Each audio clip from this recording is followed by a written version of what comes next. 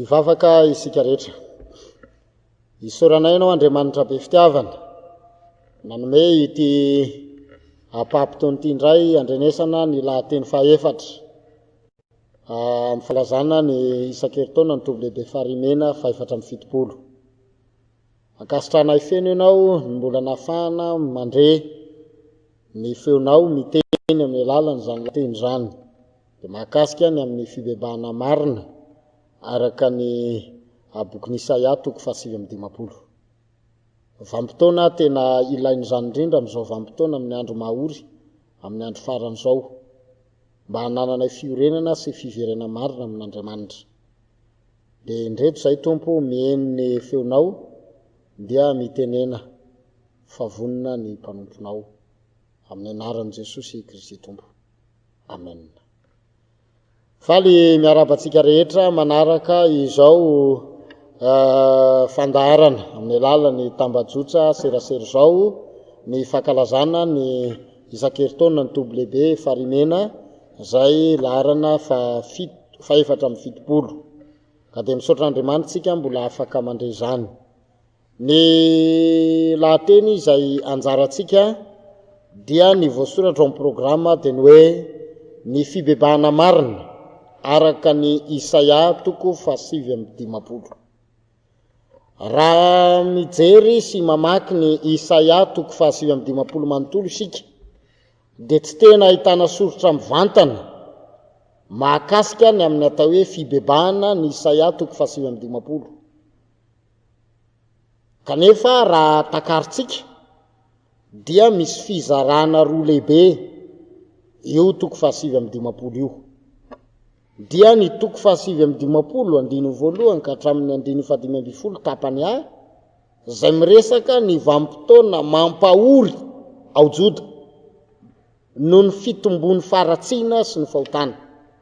Ary ny fizarana faharoa dia ny 5:20 andiny 15 tapany B hatramin'ny andiny 120 zay miresaka indrindra ny fanapahan-kevitr'Andriamanitra iavetenany iasa noho ny fanekena zay natao tamin'ny Israely. Ka rehefa misy fahotana dia misy fanapahan-kevitr'Andriamanitra iasa dia misy fibebahana ao anatin'izany. Mbola jerentsika moa zay ao arina.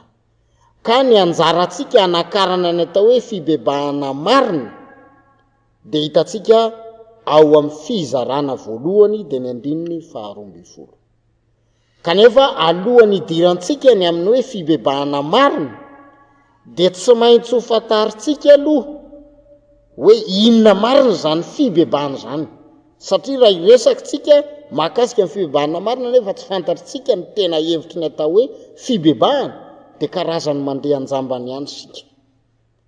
Ka hojerentsika foy aloha ny hevitry ny teny hoe fibebahana, satria isa ihany resahantsika dia tsy hanakatra zavatra lavitsika fa ny hevitry ny teny hoe fibebahana ao amin'ny testamenta taloha no jerevantsika. Ao amin'ny testamenta taloha dia misy voambolana maromaro na vitsivitsy iresahana ny amin'ny atao hoe fibebahana. Saingy voambolana roa ny tena matanjaka ao anatiny dia ny fibebahan'Andriamanitra sy ny fibebahan'olombelona. Reo no jerevantsika ny voambolana mahakasika izay. Raha miresaka hoe fibebahan'Andriamanitra isika dia mety hipetraka ny fanontaniana na mety ho gagitsika hoe Andriamanitra nga mpanota ka hibebaka, Andriamanitra nga olombelona ka hibebaka, Andriamanitra nga nanota ka hibebaka. Manamafy zany ayasy fanontaniana zany tokoa ny Soratra Masina fa tsy olombelona Andriamanitra ka hibebaka na anenina. Hitantsika zany ao amin'ny Samoela voalohany 15 andiny 7. Izy ihany koa tsy mba manenina amin'ny fianianana zay nataony. Hitantsika koa zany ao amin'ny Salamo 100 andiny 4. Noho izany ny hoe Andriamanitra mibebaka dia ampiasana amin'ny voambolana hoe anthropopatisme. Ny anthropos moa olombelona ary ny patos dia fihetseham-pon'olombelona na hevim-pisainan'olombelona. Noho izany ny anthropopatika zany dia androna ny fihetseham-pon'olombelona na ny filian'olombelona androny zavatra tsy olombelona indrindra momba an'Andriamanitra. Zany hoe ny anthropopatika zany dia fihetseham-pon'olombelona na fotom-pisainan'olombelona androny zavatra tsy olombelona na iresahany zavatra tsy olombelona indrindra fa momba an'Andriamanitra. Zay zany no ilazantsika hoe Andriamanitra mibebaka na fibebahan'Andriamanitra. Ny voambolana ampiasaina anakarana an'izany fibebahan'Andriamanitra zany dia misy voambolana ampiasain'ny testamenta taloha antsoina hoe Naham. Io mahatohateny Hebreo io dia midika hoe misainto, malahelo, manenina, mampionina. Ao no anakarantsika n'izany atao hoe fibebahan'Andriamanitra zany. Ny mahatohateny dia nahazahoana ny hoe Noham, fisentohana, alahelo, fanenenana, fampiononana. Miverina i 7 io voambolana io ao amin'ny testamenta taloha ary ny ankamaroany dia ampiasaina amin'Andriamanitra fa tsy ny olona loatra. Raha mamaky ny Genesis sika 1 andiny 1 ka hatramin'ny 7, ny Exodus 2 andiny 4, Pitsara 2 andiny 9 ary ny Samoela voalohany 15 andiny 1 dia hitatsika fa misy alahelo, misy fanenenana ao amin'Andriamanitra. Ny matanjaka indrindra amin'io dia ny Genesis hitatsika hoe nanenina aho nanaovako ny olombelona. Satria nanana fikendrena Andriamanitra, nanana fikasana Andriamanitra kanefa nanenina izy. Ka ny toetra na ny fitondrantenan'olombelona dia manova ny sain'Andriamanitra na ny fikendrena. Noho zany ny fibebahan'Andriamanitra zany dia ny fiovan'ny toe-tsaina, ny fiovan'ny fikendrena. Hitantsika zao rehefa mamaky ny jona tsika 7:10, Andriamanitra efa nanana fikendrena fa andravany Ninive. Kanefa rehefa nanana toe-po na toe-tsaina na fomba ny olombelona ny bebaka niverina tamin'Andriamanitra, dia niova ny toe-tsain'Andriamanitra, niova ny toe-pon'Andriamanitra, ary zay fiova ny toe-tsaina na fomba na toetra n'Andriamanitra zay no atao hoe fibebahan'Andriamanitra. Noho zany hitatsika ao amin'ny tantara voalohany 1:20, ny Jeremia 9:15, 9:20, 9:7, ary ny Amosa 7:17 sy 9, dia manamafy izany toetra n'Andriamanitra mibebaka izany. Zany hoe toetra n'Andriamanitra misainto, manenina, malahelo ary manakana ny fikendrena sy ny fikasana zay tiany atao. Noho zany ny fibebahan'Andriamanitra zany dia ny fitsarana tonga fampiononana, ny fitsarana tonga famindram-po. Zany nanana fikasana Andriamanitra itsara, nanana fikasana Andriamanitra andrava, saingy ny toetra ny olombelona mibebaka noho ny fahitany an'izany dia niteraka fampiononana sy famindram-po nataon'Andriamanitra indray.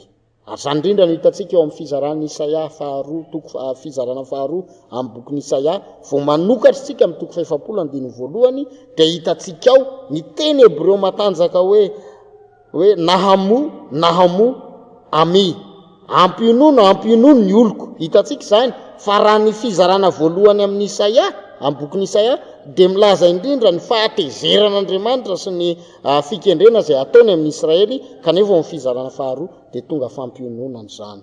Noho zany raha takarina ny hevitry ny hoe fibebahana arak'izany voambolana antropopatika izany, dia azo takarina hoe ny fibebahana amin'Andriamanitra dia fiovana toe-tsaina, fomba, toetra ary fikendrena, na fiemorana amin'ny fikasana zay atao changement de direction zay verina fa hanimba. Io ny fibebahana voalohany azo anakaratsika ny amin'ny teny hoe fibebahana.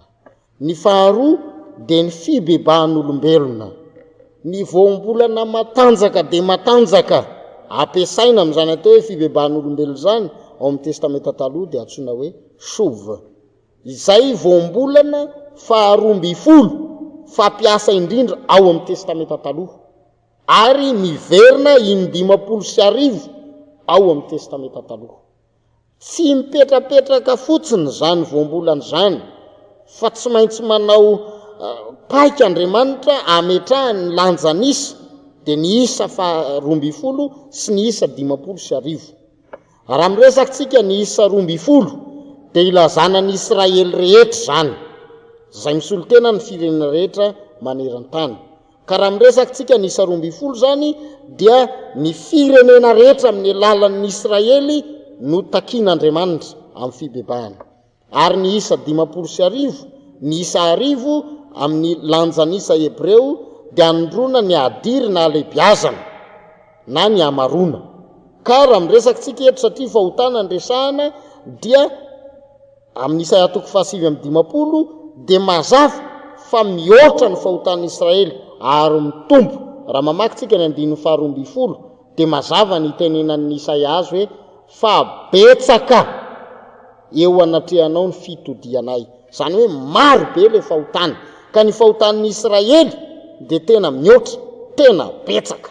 Ary ny isa 50 kosa dia mazava loatra ny isa 50 fa ilazana fanafahana, fanavotana na famindram-po na famelan-keloka. Io no atsotsika amin'ny voambolana teolojika hoe tanjobily. Dia zany rehetrarehetra zany dia ilazana amintsika fa na lehibe loatra ny adirin'ny fahotan'ny Israely dia vonina ny ampionina, vonina ny amela heloka, vonina ny anafaka azy foana Andriamanitra. Noho zany manana hevitra maromaro ny voambolana hoe sova, fa efatra ihany na ho telo akory aza no anakaratsika ny hevitra zany voambolana zany. Ny hevitry ny atao hoe sova dia midika hoe miala amin'ny ratsy fanao, mandana manotra ny ota ary miverina manao ny tsara na manao ny fahamarinana. Apitaony Isaia Osea 10:12. Io ny hevitry ny atao hoe sovo voalohany, miala amin'ny ratsy fanao ary miverina manao ny tsara na ny fahamarinana. Ny teboka faharoa dia hoe miverina na mitodika amin'Andriamanitra na miverina amin'ny faneken'Andriamanitra. Maro ny antso ataon'ireo mpaminany mahakasika izany antso fiverenana amin'Andriamanitra izany. Ary ny fahatelo izay anakarana ny hevitry ny atao hoe sova dia tonga saina ny amin'ny aratsiny ny fahotana ka miala amin'izany dia miverina amin'Andriamanitra. Fahatsapana lalina ny fahotana ka maniry na manapa-kevitra hiverina amin'Andriamanitra. Ireo no hevitra fototra azo anakarantsika ny amin'ny atao hoe sova. Ny fibebahana araky ny testamenta taloha izany dia voambola mpanekena, izany hoe fiverenana amin'ny faneken'Andriamanitra amin'ilay fanekena sinaika, izany hoe fanekenana tao sinay, izay mifototra indrindra amin'ny fanoavana sy ny fanajana ireo fepetra amin'ny fanekena. Amin'ny kristianina dia fiverenana amin'ny fanekeny batisa ka fanarahana ny fitsipika sy ny zavatra izay nekena teo amin'ny batisa. Tsy miakina amin'ny hetsika ao anatin'ny olona nefa ny fibebahana raha takarina ny Isaia 7:50, fa miakina indrindra amin'izay fahatokian'Andriamanitra sy ny asa-pamonjena izay nataony. Izany indrindra no amerimberenan'ireo mpaminany ny fitantarana ny fianakena nataon'Andriamanitra tamin'ny razan'Israely sy ny asa-panavotana izay nataony niainga tany Egypta. Ka isaky ny manao antso-pibebahana ny mpaminany dia tsy maintsy miverina foana ny fitantarana ny fanekena nataon'Andriamanitra sy ny asa-panavotana nataony tamin'ny razan'Israely. Ny fibebahana arak'izany dia fiovana toe-tsaina, fomba ary zotra. Manamafy izany ny teny grika hoe metanoia. Miala amin'ny fifandraisana amin'ny ota makany amin'ny fihavanana amin'Andriamanitra. Ndao ary ifantohantsika avy hatrany ny lahateny izay anjarantsika hoe ny fibebahana marina, satria efa fantatritsika izay ny andinindininy mahakasika ny amin'ny atao hoe fibebahana. Raha ny lahateny anjarantsika dia ny hoe ny fibebahana marina, araka ny Isaia 7:50. Ka raha zany resahana dia azo adika hoe ny fiverenana marina amin'Andriamanitra. Ny fibebahana marina dia mametraka an'Andriamanitra mandrakariva ho sujet na subject, izany hoe tompony asa. Ao amin'ny fibebahana zany dia tsy ny olona no tompony asa, raha araky ny Isaia 7:50, fa Andriamanitra ny tompony asa. Tatsika izany, rehefa mamaky ny Isaia 7:50 isika, fa raha mamaky ny fizarana voalohany araky ny fizarana izay nataontsika teo, dia tsy manana fanapahan-kevitra mihitsy ny olona niverina amin'Andriamanitra fa ny fitanisana fahotana hatrany amin'ny tanany, hatrany amin'ny ratsan-tanany, hatrany amin'ny tongony, hatrany amin'ny fotoposena, hatrany amin'ny lelany azy dia voaresaka fa dia ny anota avy hatrany. Noho izany raha ny olombelona ny sujet hanao ny asa fibebahana dia tsy hibebaka ny olona fa ny anota foana no ataony. Noho izany Andriamanitra tenany no tompony asa. Voasokafintsika ny Isaia 7:50 dia izao no hitantsika hoe indro ny tanan'i Jehovah tsy fohy fa mahavonjy ary ny sofiny tsy lalitalovana fa mahare. Hitantsika izany ary raha mamaky ny 2:20 tsika dia hoe izy anangana mpanavitra ho tonga ny ziona. Izany hoe mbola Andriamanitra foana no manao hetsika ao anatin'izany fa tsy ny olombelona. Raha ny 7:50 ary raha miresakantsika hoe fibebahana dia misopirana ao amin'ny 1:20 no ahitantsika ny amin'ny atao hoe fibebahana. Misopirana ao ary ariariny zany ao amin'ny 1:20. Raha vakitsika ny 1:20 dia hoe 1:20 sy ny 20 dia hoe isika rehetra nampierina tahaka ny bera ary nitoloko tokoa tahaka ny voromahalala. Miandry ny rariny sika nefa tsy misy ary ny famonjena nefa lavitra antsika izany. Fa efa betsaka eo anatrehanao ny fiodinanay ary ny fahotanay, miampanganay, eny tsaroanay ny fahadisoanay ary ny erokay dia fantatray. Misopirana ary takaritsika ao anatin'ireo andininy anankiroa ireo ny amin'ny atao hoe fibebahana marina araka amin'ny bokin'ny Isaia 7:10. Amin'ny alalan'ny fampiasan'ny Isaia ny oam-pitenenana hoe isika rehetra mampierina tahaka ny bera ary mitoloko tokoa tahaka ny voromalala. Miafina ao anatin'io oam-pitenenana fanaon'ny Israely io ny amin'ny atao hoe fibebahana. Ny hoe isika rehetra mampierina tahaka ny bera ary mitoloko tahaka ny voromalala dia fomba fiteny entin'ny Israely ilazana ny fitomanina mafy no ny alahelo na ny fisaonana no ny ota na ny fahafatesana. Fitalaona amin'Andriamanitra ny mba ahafahan'ny Israely miverina amin'ny fanekena indray. Ampitao zany amin'ny 15:17 amin'ny Isaia. Androna ny fibebahana zany. Zany fitalaona zany dia anandrona ny fibebahana izany.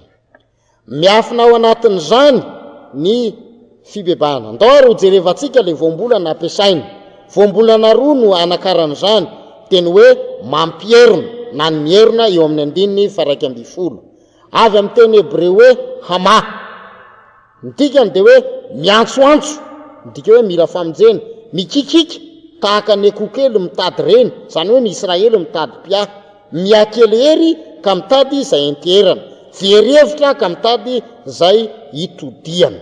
Anondrona ny fitomanina mafy no ny alahelo, satria nahoana rakotro ny fahotana ny Israely eto, ny tena ny manontolo, no zany mikika tahaka ny nataon'i Davida izy ireo ka mandritra ny fitafiny ary mitomany mafy mba amonjen'Andriamanitra azy.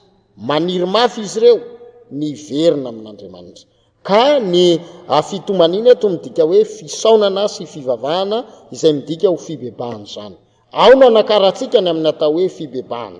Ny fibebahana eto arak'izany dia antsoantso na ikika ny fanakarana na fangatahana hery avy amin'Andriamanitra izany. Ny faharoa dia hoe mitoloko.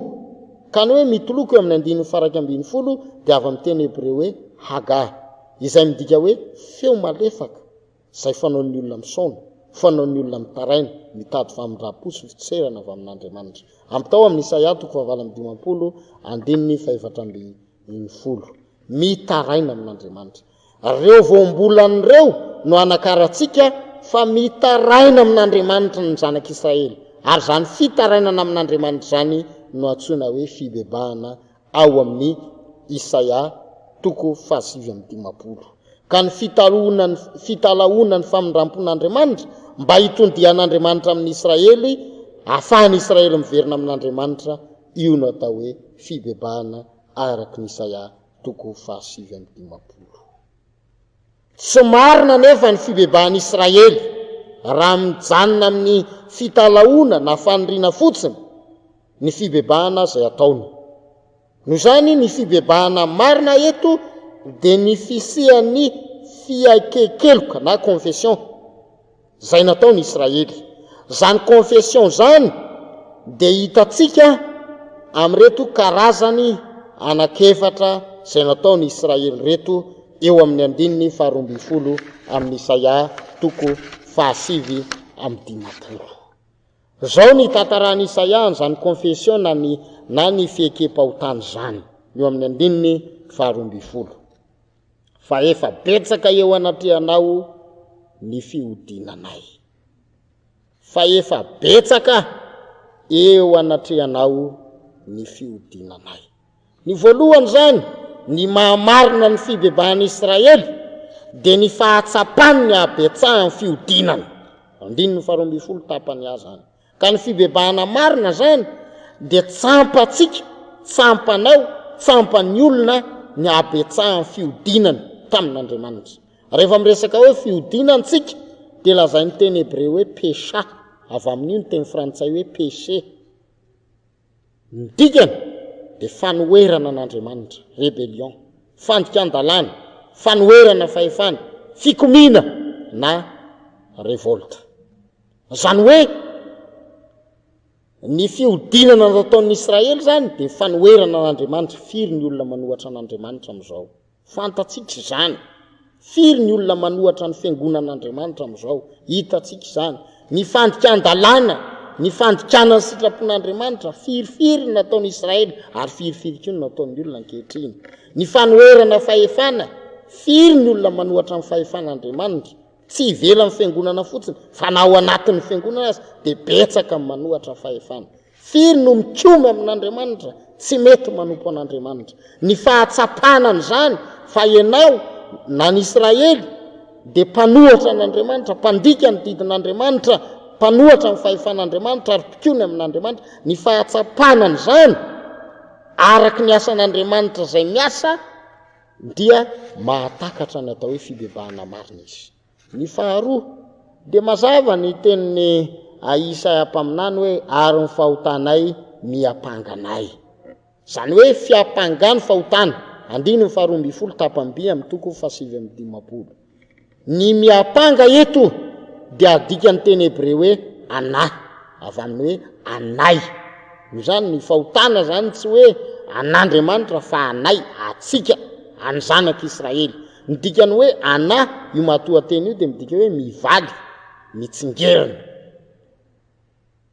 ny fahotana kosa eto zany hoe mitsingerina mivaly ny dikany hoe fahotana eto satria ny atsika moa rehefa fahotana dia eto zao ny hebreo misy hoe pesa fahotana zany eto koa nefa nila zany hoe ny fahotanay dia mitsingerina aminay dia dikany hoe hataa ny dikany dia hoe tsy nahatratra ny norma any hoe tsy mitandrina na ny fitsipika sy ny didin'Andriamanitra lavo tsy nahatratra ny tanjona kendrena firifiry moa ny olona no tsy mahatratra ny norma zany hoe tsy mitandrina tsy mihevitra ny amin'ny didin'Andriamanitra lavo tsy mahatratra ny tanjona kendrena ny tanjona kendrentsika teo amin'ny batisa dia sao ny fadin-devolo sy ny asany rehetra ary ny fomba ny rehetra ary ino an'Andriamanitra raha zanaka ary fanahy masina firy moa ny olona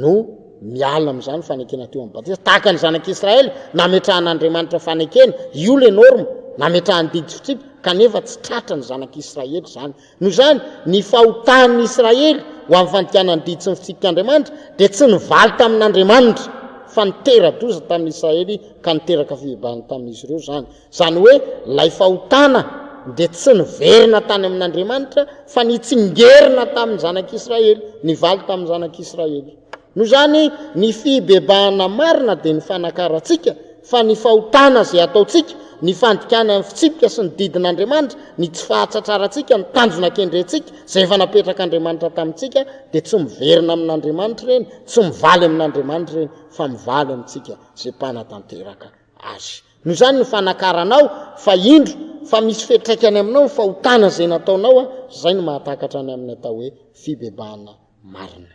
Ny fahatelo dia teneniny naveriny Isaia mpaminany indray ny hoe tsaroanay ny fahadisoanay 12 tapam-by ny teny hebreo mahalaza azy dia mipesa ihany naverin'Andriamanitra indray naveriny Isaia mpaminany indray ilay fandikan-dalàna fanoherana Andriamanitra fanoherana fahefana fikomina miverina indray zany ka dia ny hoe tsaroanay eto dia midika hoe itano ny dikany dia hoe ao anatinay mandrakariva tsy misaraka aminay mandrakariva zany hoe ny fikomina ny fandikan-dalàna ny fanoherana fahefana dia miverina mitsingerina amin'ny Israely miaraka amin'ny Israely ary toetra amin'ny Israely hitatsika zany fa vao navita ny famonjena azy Andriamanitra dia indro izy ireo fa efa nanomboka nanota tamin'Andriamanitra Mosesy niakatra tany tendrombohitra naka ny didy na ny teny folo izay nataon'Andriamanitra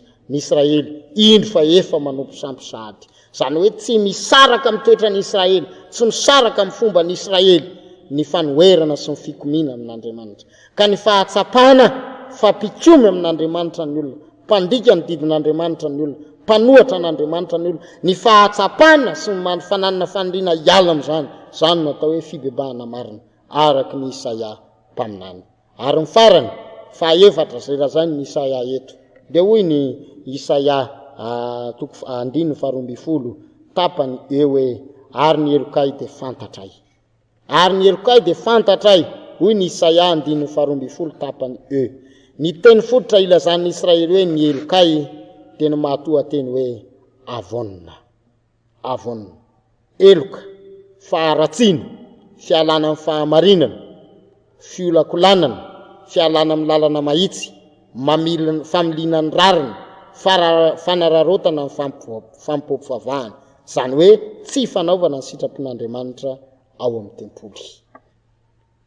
Rehefa resaka fahotana zany dia tena fantatry ny Israely fa ao amin'izany.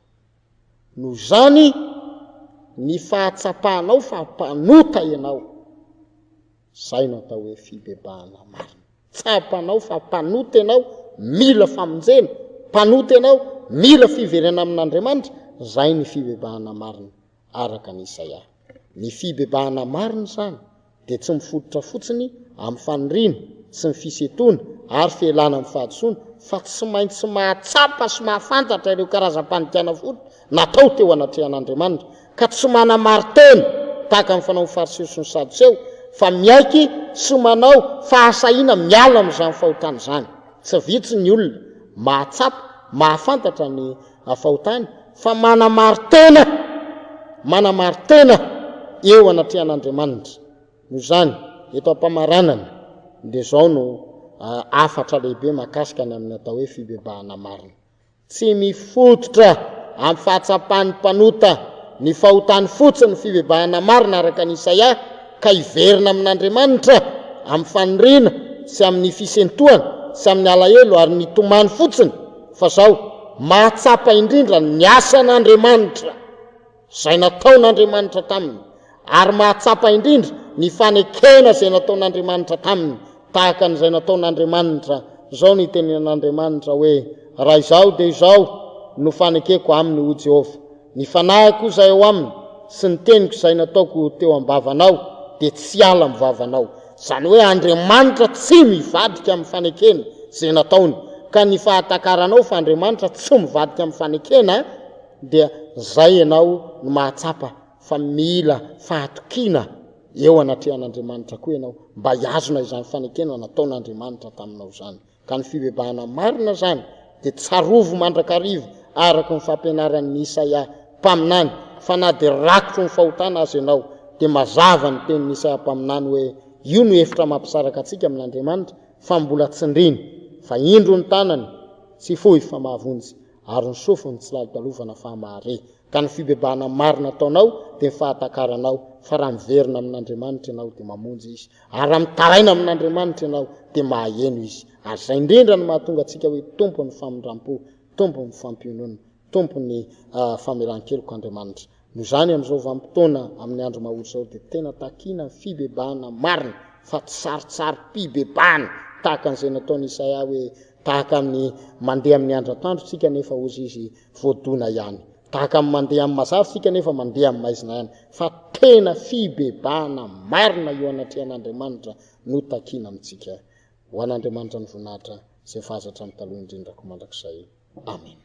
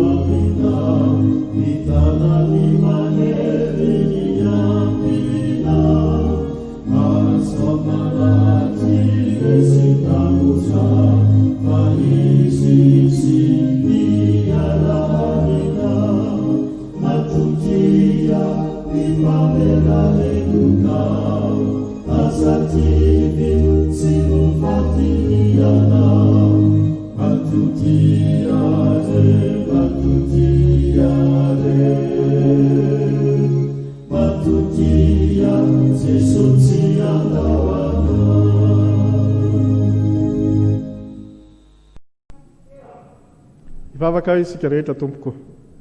Misaotranao indrindra izahay Andriamanitra resy zanaka ary fanamasina noho ny fampitoeranao anay hatrany amin'ny fahatsaranao, amin'ny fampiainanao anay mandrakariva ny fitiavanao, ary amin'ny fanobahanao ny fahasoavanao eo amin'ny fiainana iray manontolo. Fa izany rehetra izany no mahatoy izao anay, ka nananay izao fotoana sarobidy izao, mbola hampianaranao anay amin'ny alalan'ny teninao, hanitsianao anay, hitarianao lalana, mba hitoetra amin'ny fahamarinana tokoa izahay, araka izay fakendrenao amin'ny fiainanay manontolo. Misaotranao izahay ry Jesosy Tompo fa manana anjara ao aminao amin'ny fahazona indray izao isan-taona fa 470 ny Tobilehibe Farihimena izao. Mifaly indrindra izahay satria tsy mitsahatra miresaka aminay ianao, anehoanao indrindra izany fitiavanao izany. Tonga amin'izao fotoana izao hianaranay ny teninao amin'ny alalan'izao toriteny izao indray ary izahay dia miasahatra any ao anatinay Jesosy, hanokatra ny fo sy ny fanahinay ianao, mba izany mandray izay rehetra ampitainao aminay amin'ny alalan'izao teninao izao. Ampanginy ny feo rehetra tsy avy aminao, fa mba hanana fifantohana tanteraka eo aminao kosa izahay. Amin'ny anaranao Jesosy no anaovanay izany vavaka izany. Amen. Manaraka izany ry havana, manaraka izany fisaorantsika an'Andriamanitra izany dia miarahaba antsika rehetra amin'ny anaran'i Jesosy. Miarahaba amin'ny fifaliana noho ny fahafahantsika manana indray izao fotoana sarobidy izao, ny fanatrehantsika ny isan-taona fa 470 ny Tobilehibe Farihimena. Andriamanitra no mahatanteraka izany, Andriamanitra no mandavorary izany, mba hilomantsika amin'ny fandraisana ny fahasoavany avy amin'izany teniny izany. Koa dia firariana soa no tononona amintsika ety am-panombohana, mba ho tanteraka amintsika tokoa ny fiadaran'Andriamanitra izay ambarany ao amin'ny teniny. Hanafiery antsika mandrakariva koa izy amin'ny fanohizana ny anjara fanompona izay fa ankininy amintsika, hametrahany fitokisana amintsika tsiraray avy, mba ho tena vavolombelon'ny filazantsaran'i Jesosy Kristy Tompo tokoa isika rehetra. Misaotra indrindra reo tompon'andraikitra isa tokony avy isika ny amin'ny fandaminana ny fanatanterahana izao fotoana izao. Makasitraka ihany koa izahay ny amin'ny nanomezana anay izao anjara toriteny amin'ity alatsinainy tolakandro ity izao. Ny perikiopa izay nanantsika indray ary izao dia ny Malakia 7, ny 20 sy ny 20. Bokin'ny Malakia mpaminany 7, ny 20 sy ny 20, izay hovakitsika toy izao amin'ny anaran'i Jesosy. Ary hiposaka aminareo izay matahotra ny anarako ny masoandro ny fahamarinana, manana fanasitranana ao amin'ny tanany, ary hivoaka ianareo ka hifaly avanja toy ny zanak'ondry mifahy, ary ho hitsahinareo ny ratsy fanahy, fa ho lavenona eo ambanin'ny faladianareo izy amin'ny andro izay ho tendreko ho Jehova tompony maro. Ray masinao manamasinanay amin'ny fahamarinana, ny teninao no fahamarinana. Amen. Re kristianina malala ao aminareo rehetra ny fahasoavana sy ny fiadanana avy amin'Andriamanitra raintsika sy Jesosy Kristy Tompo. Amin'ny fanasokajian'ny mpandinika teolojia ny bokin'ny Malakia dia tafiditra amin'ny antsoina hoe mpaminany madinika izy.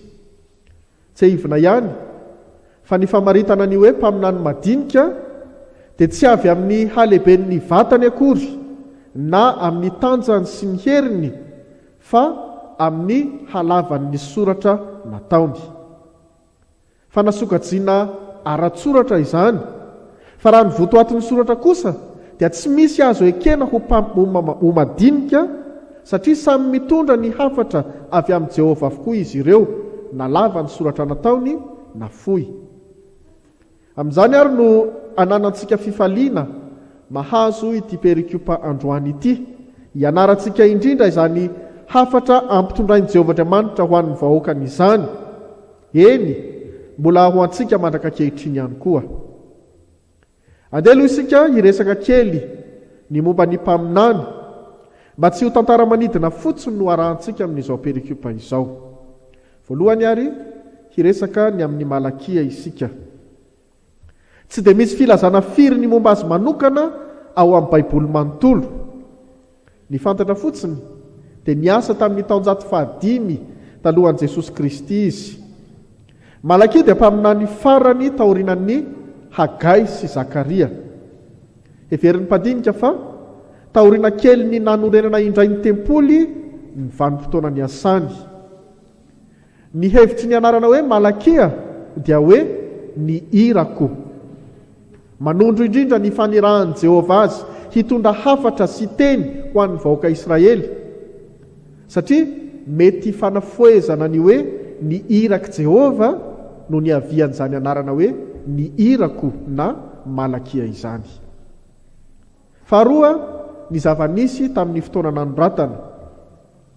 Manodidina ny taonjato iray taorian'ny niverenan'ny Jiosy avy tamin'ny fahababoana no nanoratana ny boky. Somary latsaka tamin'ny fahakiviana sy ny fahatrotrahana ny vahoaka tamin'izany fivererany avy tamin'ny fahababoana izany. 30 taona mialoha izao nanoratan'ny Malakia izao dia nanaraka tsara ny antson'ny Hagai sy Zakaria ny vahoaka ka nanorina indray ny tempoly. Fataorinan'izay dia latsaka tamin'ny fahadisom-panantenana ny amin'ny fanavaozam-pirenena tamin'ny andron'ny gouverneura Zorobabela izy ireo. Ny fanavaozana nambaran'i Ezra ihany koa tsy mbola tanteraka.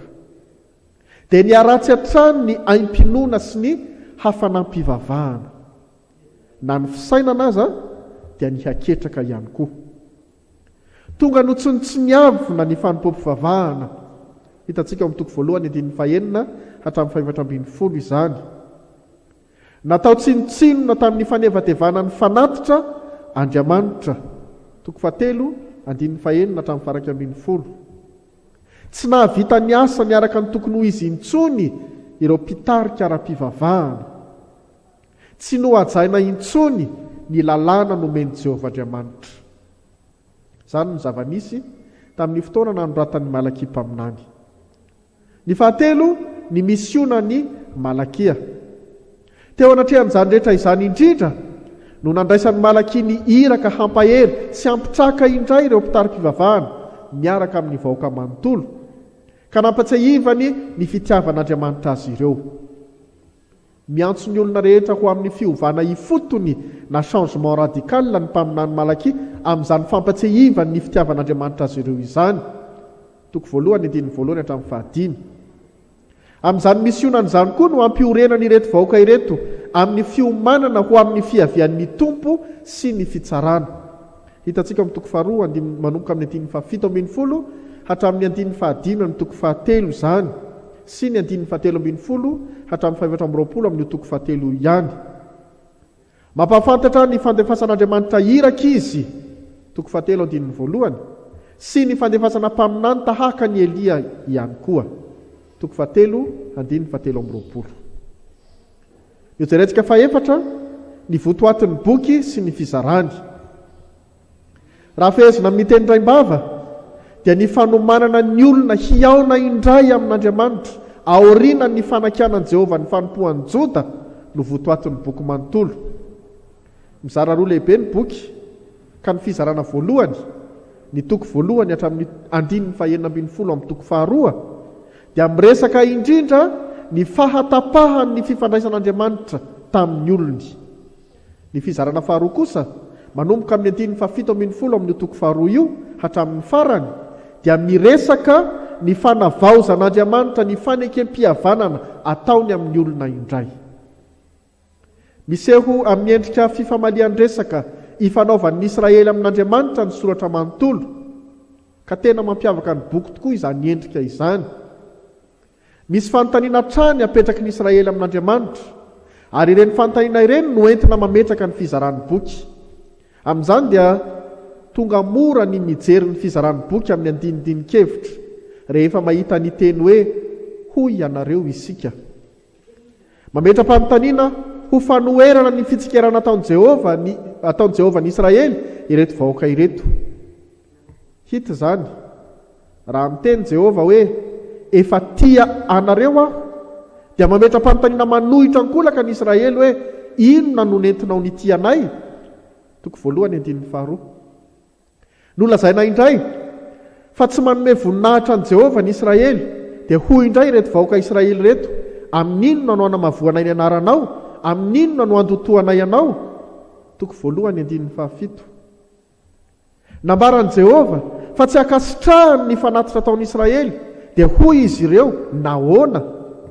Toko faharoa andininy 520. Dia ambaran'ny mpaminany fa ho avy tampoka ny tompo, dia mamaly ny Israely hoe: amin'inona moa no anasaranay azy, ary aiza andriamanitry ny fitsarana?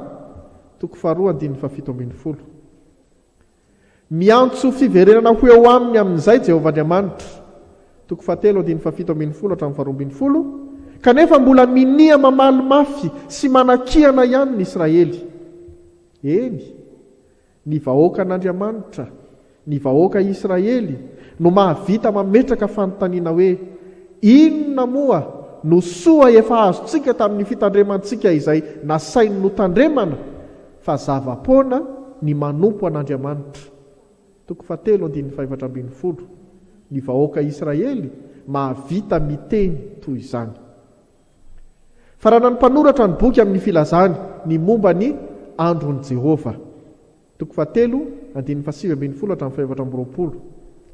Ho andro fitsarana izany, hitsarana ireo mpanandra-tena mpirearea sy hanamelohana ny mpanao ratsy ihany koa. Kanefa ho andro hanandratana ny olo-marina ho amin'ny fandresena. Mialohan'ny hanatanterahany fahatanterahany andron'i Jehovah, andro fitsarana izany, dia hanao fampihavanana ny olona aminy Andriamanitra, ho tahaka ny fampodiana ny fon'ny iray amin'ny zanaka sy ny fon'ny zanaka amin'ny iray. Andro fampihavanana mialohan'ny fahatanterahany andron'i Jehovah, izay andro fitsarana. Araka izany ry havana, ny perekim-pananantsika eto dia tafiditra indrindra ao amin'ity fizarana farany miresaka ny finiavan'Andriamanitra mamerina ny olona ho ao amin'ity. Ahariarin'i Jehovah Andriamanitra fa na dia be sy faratampony aza ny ditra ny vahoakany, nanefa tevany an'Andriamanitra izay efa tia azy sy nifidy azy hatramin'ny voalohany ka nialany tamin'izy Andriamanitra, dia indro fa mbola tsy mitsahatra mamerina ny fanaparam-pitiavany hatrany Andriamanitra, tsy sasatry ny miteny hoe: tiako ianao. Tsy tofoka tamin'ny olona izy, fa vao maika aza maneho sy mamboraka ny maha malala ny azy hatrany. Saingy ao anatin'izany rehetra izany, tsy hoe mamela ny olony hiaina gaboraraka amin'ny ditra sy adalana akory Andriamanitra raha lazaina fa tia mandrakariva izy, fa tena miala nenina izy manao izay ahatsapan'ny vahoakany izany fitiavany azy ireo izany, ka hahatonga azy ireo hifikitra eo amin'ny indray. Amin'ny alalan'izao fanambarana ny andron'i Jehovah ho fitsarana izao indrindra no anehoany izany fialanenina izany. Miendrika fanambatambazana ny teny ataon'i Jehovah Andriamanitra, fanambatambazana amin'ny alalan'ny hahaizan'ny vahoaka Israely manao fampitahana izay zavatra hiatra amin'ny ratsy fanahy sy izay iseho amin'ny olo marina. Ny ratsy fanahy dia haringan'i Jehovah amin'izany andro fitsarana izany, omeny ny valinasany mahameloka mandrakizay izay rehetra miaina izany faharatsiam-panahy izany, ary tsy aivin' Jehovah indrindra amin'ny vahoaka Israely izany haratsiam-panahy izany raha milaza ny toetr'izy ireo izy, ny amin'ny fahasahiany mandroba an'Andriamanitra, ny amin'ny fahasahiany miteny ratsy fa tsy misy dikany ny fanompona an'Andriamanitra, sy ny sisa sy ny sisa. Fanamelohana mandrakizay no anjaran'ireny, miaraka amin'ireo izay mpirearea ho tsy mila an'Andriamanitra akory amin'ny fiainany fa mahavita tena. Fa ny olo-marina kosa dia handray fitahiana mandrakizay, manomboka amin'ny fiainany eto an-tany hita maso izao, amin'ny fiarovan'i Jehovah azy amin'ny loza samihafa, amin'ny fanomezany ny soa rehetra ilaina amin'izao fiainana izao, amin'ny fampamira-piratany ny fiainany manontolo mitaha amin'ireo izay tsy manompo an'Andriamanitra, amin'ny fanomezany teny fampanantenana fa hamirapiratra ny fahazavana ao aminy satria hiposaka ny masoandro ny fahamarinana, amin'ny fanomezany fampanantenana fa hanasitrana amin'ny aretina rehetra izy Andriamanitra, amin'ny fanomezana toky fa hitoetra amin'ny fifaliana izay manompo an Jehova marina tokoa, amin'ny fampiainana ny fandresena ka ny fahavalo rehetra dia ataon'Andriamanitra ho fanitsakitsaky ny olo marina. Teny mamy ve eotra izany indray? Ny teny ataon'i Jehova dia tsy mba demagozia, tsy fampandriana drisa, tsy ronono atavy ary tsy kobakambava. Teny antsika ilazana fampanantenana pokaty avokoa izany rehetra izany. Tsy mba azo ampitoviana velively amin'ny fampanantenana ataon'ny olombelona mpanao politika na fampanantenana ataon'ny olona mitory fitiavana ka ilazany fa omeko anao ny volana, ampiadaniko amin'ny fahasambarana ianao. Dia hoy ny lehilahy sasany rehefa te hanao amboletra ny vehivavy tiany arahany izy hoe tsy te hiadana nga ianao. Tsy izany no teny omeny Jehova ataon'ny fampanantenana eto, satria ny fikendren'Andriamanitra ho an'ny olony dia fiadanana. Efa ampilazainy any Malakia ao amin'ny toko 2:5 indrindra izany fa ny fanekeko taminy ho Jehova Andriamanitra dia fiainana sy fiadanana. Ry havano, ny fahotan'ny zanak'Israely dia mbola iainanao mandraka ankehitriny koa. Ny fandrenesanao ny fitanisana izany hamafy ny fony vahoaka Israely izany dia entin'Andriamanitra manokatra ny masom-panahinao ankehitriny, hahay andinika ihany koa ny ditry ny fonao. Fa ny fahotan'ny zanak'Israely dia tena mbola fahotana iainanao ankehitriny izao. Impiry moa ianao no efa nanome tsiny an'Andriamanitra nilaza azy ho manadino anao? Impiry ianao no efa nandeha tamin'ny herin'ny tenanao tsy nilazy? Impiry ianao no efa niodina tamin'ny fanakalozanao hanompo azy tamin'ny fanompoana ny tenanao sy izao tontolo izao? Impiry ianao no efa nandroba n'Andriamanitra tamin'ny fikendrenao tombontsoa ho an'ny tenanao fa tsy ho an'ny asan'Andriamanitra? Milofo fatratra, mitady voninahitra ho an'ny tenanao amin'izay ataonao rehetra fa tsy manao izay ataonao mba hisehoan'ny voninahitr'Andriamanitra? Ry havana, ho avy ny fitsaran'Andriamanitra, tena ho avy izany. Mitranga avokoa ny zava-manahirana ny tany rehetra ankehitriny. Efa fambara lazain'ny soratra masina ny amin'ny fahantomorany andro farany avokoa izany rehetra izany, hanamafisana ny hoe ho avy ny tompo. Indrisy mandraka ankehitriny izao dia tena misy olombelona, tena misy malagasy sasa mihitsy miteny.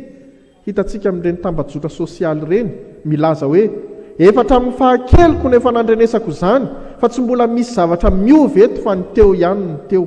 Tsy hitako izay farany lazaina fa ho avy eo. Efa ela no nandrenesako anambaty bevoka fa hatramin'izao mbola tsy teraka ihany. Eny, mbola fotoana hahafahan'izay rehetra te hiteny miteny izao. Fa Andriamanitra koa dia tsy mitsahatra miteny, mamerina ny olona ho ao aminy, mialoha ny anatanterahany izany andro fitsarana izany. Miteny aminao indrindra ary izy, ny hiverenanao marina tokoa amin'ny fanompoana azy. Fa efa be izay lasa izay, be izay vita izay, kely sisa anananao. Tambatambazan'Andriamanitra amin'ny hanomezany fandresena ho anao ianao, hiainanao izany fiverenana amin'izany. Fitahiana miezinezina, fitahiana mitafotafo, izany mampanantenaina anao amin'izany fiverenanao izany. Ny hanompo azy no iantsony anao. Hanompo azy amin'ny fahatahorana azy, fa izay rehetra matahotra azy dia misy boky anoratana azy ho fahatserovana izay rehetra matahotra an Jehova. Araka ny lazain'i Jehova Andriamanitra ihany ao amin'ny toko 7:9-10 amin'ity boky faminanian'ny Malakia ity. Ny hoe matahotra an Jehova dia tsy hoe matahotra satria masika loza be izy, matahotra satria tsy azo atonony izy. Tsy izany, fa matahotra ny hanao izay tsy mety ao anatrehany, ary ny anton'izany tahotra izany dia noho ny fitiavana azy. Tsy sahy manao izay tsy mahamendrika izany fitiavana izany ka mitandrina fatratra. Koa satria hitan'Andriamanitra izany fahatahorana azy noho ny fitiavana azy izany, dia manamafy ny fanohizany mitia ny olony izy ka mampiditra ny olony amin'ny fahamarinana, izay anononany ny famelana ny heloko ny olony na dia efa niaina ny faniavana teo aloha aza. Io famelan-keloka io no lazaina amin'izao hoe hiposaka aminareo ny masoandro ny fahamarinana. Tanteraka amin'izany ny fampihavanana ataon'Andriamanitra amin'ny olona ka foanany ny aizina avy amin'ny faharatsipanahy. Ny fampihavanana dia miorina ao amin'i Jesosy, ilay Andriamanitra tonga nofo ka monina amin'izay rehetra mandray azy. Ny fahatongavan'i Jesosy, io no fiposahan'ny masoandro ny fahamarinana, satria amin'ny asany Jesosy no hanafoanany izany aizina izany ary hanatanterahany ny fanamarinana ny mpanota. Ny vokatra izany asan'i Jesosy tonga nofo izany dia ny fahafahany ny mpanota ka hidirany amin'ny fifaliana, mifaly avanja. Ny vokatra izany ihany koa dia ny fampiombonany ny mpanota aminy hiaina ny fandresena hanitsaka ny fahavalo rehetra. Fa ao amin'i Jesosy dia izao no toko vaovao, fanamafisana izay efa nampilazaina ny mpaminany Malakia eto. Fa Andriamanitra ny fiadanana hanoritoro an'ny Satana faingana eo ambanin'ny tongotrareo. Fampanantenana vaovao voasoratra amin'ny Romanina 5:20 izany, fampanantenana ho amin'ny fandresena. Dia izao dinio tsara ny ohatra ataon'Andriamanitra eto, fa toy ny fifalian'ny zanak'omby mifahy no anoarany ny fahafahany izay matahotra an' Jehova. Ny zanak'omby dia miankina mandrakariva amin'ny mpikarakara azy, na dia apetraka amin'ny toerana anankiray miraokahitra aza izy, dia manaiky ampodiana ihany rehefa tonga ny fotoana. Izany no ohatra eto, fa tsy hoe soavaly tapakofehy. Ny mpanota no hamarinina ao amin'i Jesosy ka ampiaina ny fahamarinana sy omeny fahafahana dia tsy toy ny soavaly tapakofehy akory, ka andeha amin'izay mahafalifaly ny fony, hiridana amin'izay hitsiny masony, fa mitoetra mandrakariva amin'ny fahatahorana an' Jehova ka miaina ny fanompona azy mandrakariva. Ho amin'ny fahafahana ao amin'ny Kristy no iantsonanao ry havana. Reneso izao asa famitrana mpihavanana isahiranany aminao izao. Fotoanan'ny fanavaozam-piainana sy fanavaozan-tsaina mampanahy izao. Miantso anao ho amin'ny fahazavana ny Tompo Andriamanitra ao. Fantaro fa rakotra aizina izao tany misy anao izao. Nofidian'Andriamanitra ho mpiara-miasa aminy hitondra fahazavana ianao araka izay lazainy hoe ianareo no fahazavan'izao tontolo izao. Ny fanevantsika amin'izao isan-taona 470 ny Tobilehibe Farihimena izao, io fanevantsika io raha teo, manome baiko mpitiavana anao hoe mitsangana miazava. Mbola hanilikilika izany fitiavan'Andriamanitra izany ihany ve ianao mandraka ankehitriny? Havako, aza mangatakandro fibebahana intsony, andeha hiverina amin'Andriamanitra amin'ny fanatonana azy amin'izay. Andeha hiaina ny fibebahana fa mbola andro mety izao. Aza miavonavokevitra fa hiaino ny fanetretena eo anatrehan'Andriamanitra. Lehibe ny fitiavany anao, matoa isan'izay ampiantefany ny antso iraka ianao anio hoe mitsangana miazava. Matoky anao ny tomponao, dia mandehana tahaka ny zanaky ny mazava, dia tsy hahatratranareo ny aizina. Amin'izany koa dia hiposaka eo aminao ny fahazavan'i Jehova, ary ianao no holoarano ny fahazavana eo amin'ny fiarahamonina misy anao indray. Ny fahatanteran'izany rehetra izany dia hifalianao, hiombonanao fiderana amin'ny olona masina rehetra ka hihiranao ny hiran-danitra hoe voninahitra ho an'Andriamanitra raisy zanaka ary fanamasina izay azy hatramin'ny taloha indrindra ka ho mandrakizay. Amen. Raiso ny fitahina.